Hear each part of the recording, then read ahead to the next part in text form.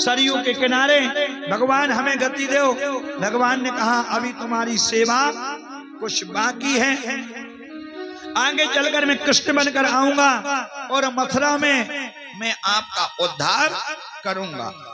आज कृष्ण कन्हैया को पुरानी याद आई और धोबी की गर्दन में एक थप्पड़ मारा और धोबी की गर्दन धड़ से अलग होकर और मथुरा के घाट की छिट्टियों पे गिर गई। एक तरफ शरीर गिर गया, एक तरफ धोबी की गर्दन गिर गई।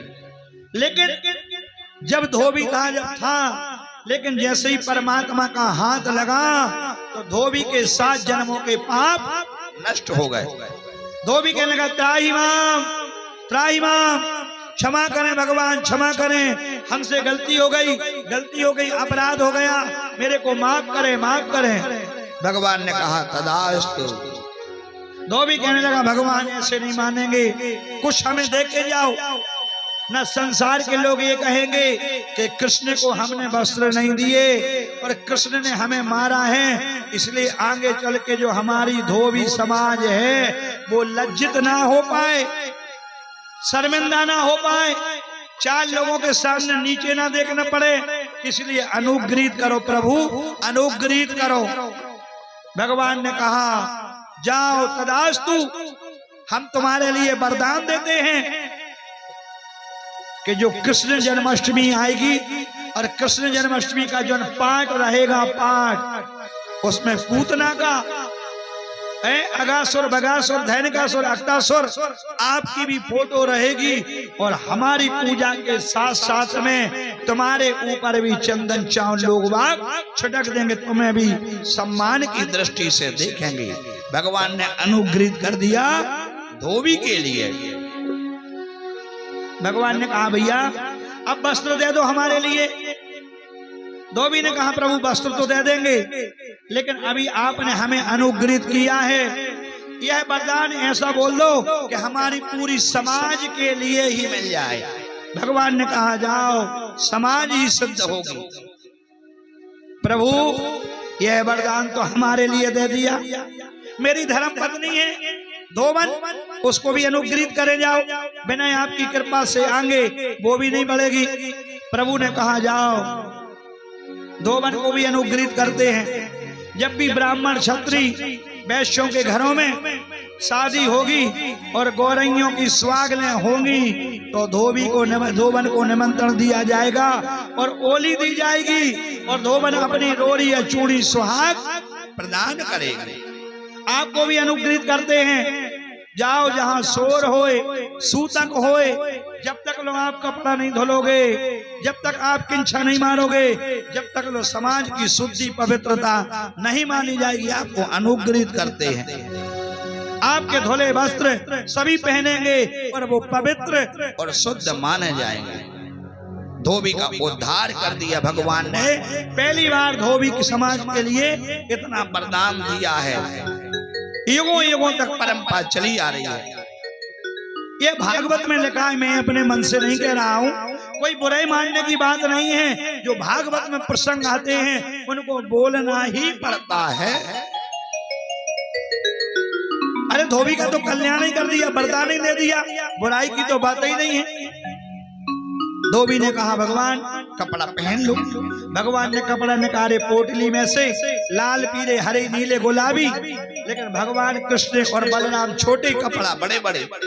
एक दर्जी था, दर्जी टेलर, उसने भगवान के कपड़ों को काटे और फिटिंग करके पहना दे।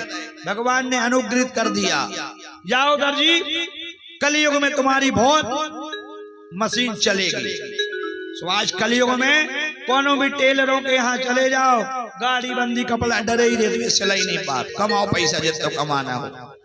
अब वस्त्र पहन के आगे को पहुंचे तो बलराम भैया कहने लगे भैया कन्हैया वस्त्र तो पहन लिए, फिटिंग के हो गए, लेकिन गले में कुछ पहनने को मिल जाता।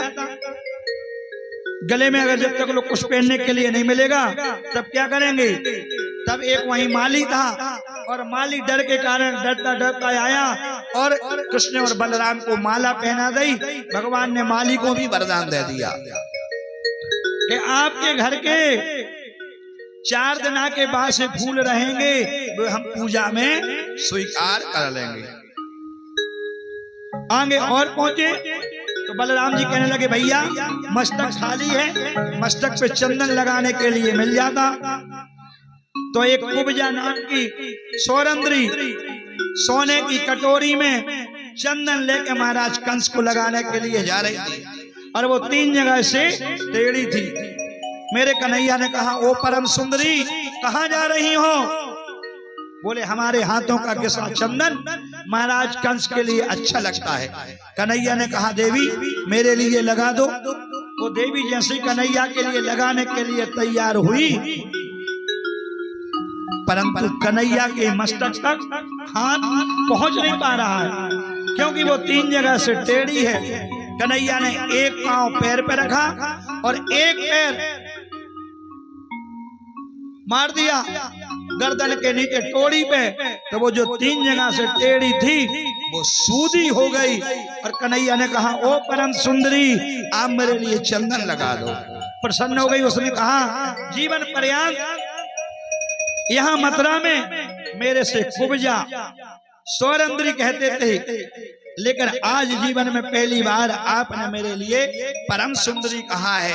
भगवान ने चंदन लगाया।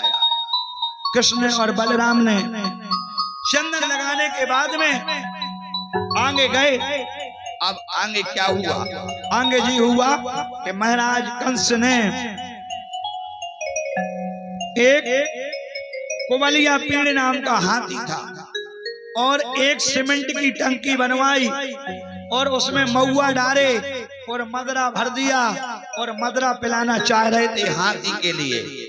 और हाथी से बोल दिया कि कृष्ण बलराम जैसे ही आए और इनके लिए कुचल देना और इनकी मृत्यु जब दरवाजे पे ही हो जाएगी तो न रहेगा बांस और न बजेगी बांसुरिया। हाथी पहले से ही आग्रह करने लगा भगवान मेरे लिए दुष्ट पापी राजा ने मदरा पिला दिया है, मैं आपके ऊपर सूंड ना उठा पाऊं और उसके पहले आप ही मेरे लिए भाव से पार कर देना। मेरे कृष्ण कन्हैया गए और बलराम दोनों जने गए दाएं और बाएं और हाथी के मस्तक पे एक एक मुष्टिका मारा और हाथी का प्राणांत हो गया। और हाथी के जो बड़े बड़े दांत थे उनको तोड़े और अपने कंधे पे रख के रंगशाला की ओर चले गए। आगे क्या हुआ? आगे चल के ये हुआ कि मथुरा की जितनी माताएं थी वो अपनी अपनी अटारियों पे चढ़ी थी और टोकनियां लाई थी फूलों की कि कृष्ण और बलराम निकलेंगे तो उनके ऊपर हम किंचन कर देंगे। लेकिन डर इतना था महाराज कंस का कि फूल भरे तो हैं लेकिन छिटक नहीं पा रही, छोड़ नहीं पा रही। थोड़े आगे और गए। बलराम ने कहा भैया बुलाया था धनुष यज्ञ देखने के लिए, यहाँ तो एक से एक राक्षस मिल रहे हैं, यज्ञ कब मिलेगा? कहाँ गए क्रूर जी छोड़ के? कृष्ण जी ने कहा अब जहां गए सो जाने दो, जो सामने आए सो उसको देखते चलो।